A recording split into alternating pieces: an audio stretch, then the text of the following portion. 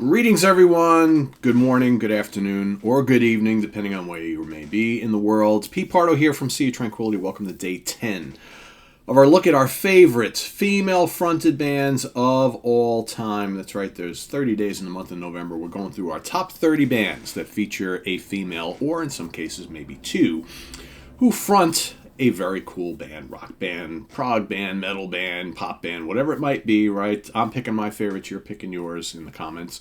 And we've gone through some good ones so far, but there's lots more to come. And today we're going to take a look at a band that has been around now since 2012. They released their debut album in 2013. The band was originally formed by Candlemass bassist Leif Edling. Okay, he's no longer playing in the band anymore. He's gone back to devote his full time to Candlemass. But the band has continued on. The band, of course, is Avatarium. And the lead singer of this band is none other than Jenny Ann Smith. I believe that is also her on the front there. Let's see if I can get a picture of the band here so you can see them. So, who are Avatarium, you might be asking? Well, basically, Avatarium traditionally are a doom band. There's Jenny Ann Smith right there. I have more recent pictures too. I'll grab the new CD while we're talking.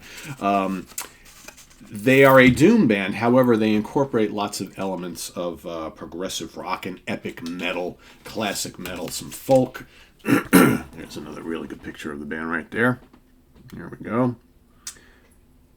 And, think like early Rainbow, right, type of stuff like Rainbow Rising. First couple of Rainbow albums with Ronnie James Dio, obviously. This is their brand new album, Death, Where Is Your Sting? Okay, and then there's another, I'll get you a current picture of the band. So like I said, Leif is no longer in the band, but we've got a lot of, they've had some lineup changes and whatnot, but you also have in the band currently, you've got Marcus Gidel, who's actually a guitar player and husband of Jenny Ann Smith. You got Lars Skold, Mats Rydstrom, and Rickard Nielsen on, drums and bass and keys and things. So, so here's the new album, and I'll get you a current shot of the band right there. So, so big, booming, doomy riffs,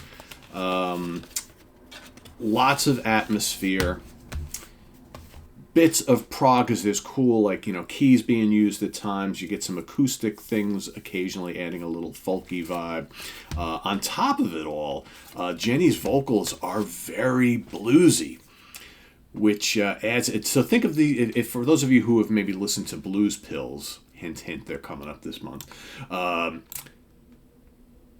vocals they're not really that much similar to the vocalist in Blues Pills, but she's coming of more of a blues and folk kind of feel, as opposed, she's definitely not a metal singer, but it really works well against the big booming intensity of the music here, when it's, big and heavy and doomy, and you get these big gargantuan Black Sabbath style riffs, and magically, of course, it works fantastically when they're kind of toning it down a little bit. They're doing like this atmospheric kind of folky, proggy type material as well, and she's got an excellent voice. I've never had the opportunity to see Avatarium live, so I've seen some clips live, and she's got the long blonde hair, and she always wears really interesting clothes, and she's a striking figure up there on stage. But I think that the reason why this kind of marriage here works so well is because of the contrast, right? It's that she's got a voice that's kind of atypical for doom metal and for big epic metal like this. She's not an operatic type singer, and she's not someone like, who doesn't sound anything like, like an Epica or Delane or Nightwish or any of that kind of stuff. So it's a really, really nice mix that works so well, the kind of bluesy, because their music isn't really bluesy. On a couple of their later albums, like here, which is the fire I long for, which came out a few years ago. This is kind of less doom, a little more on the folky and prog side of things, and there's even some kind of like 70s bluesy rock on here. But for the most part, like, I think the new album is absolutely stunning. If you are kind of been following the band but didn't know they had a new album out, or if you're looking for a place to start, and you maybe, because for me, the two best albums are the first two. The Girl with the Raven Mask and the self-titled Avatari album. These are the most doomy epic metal albums. These are big and, bombastic and heavy and atmospheric and just epic in every way. I can't help but not keep saying the epic, word here, description, longish songs, huge riffs, loads of atmosphere, just enough keyboards, those enchanting vocals. But what I like about this latest album is it kind of takes that early period style and mixes it with some cool prog, little touches of folk, loads of atmosphere, and a really killer production. So, yeah, I mean, you really can't go wrong with any of these albums. They've got 5 in total, but they're all really, really good.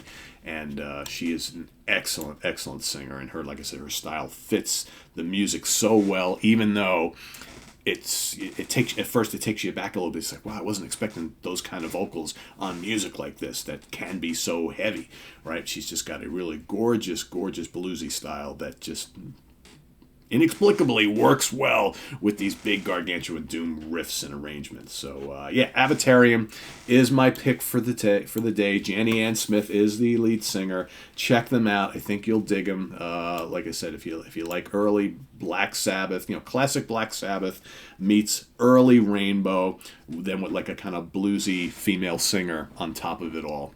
That's what you got here. Throw in some prog, throw in some folk. Good stuff. So check them out. Avatarium is my pick for today.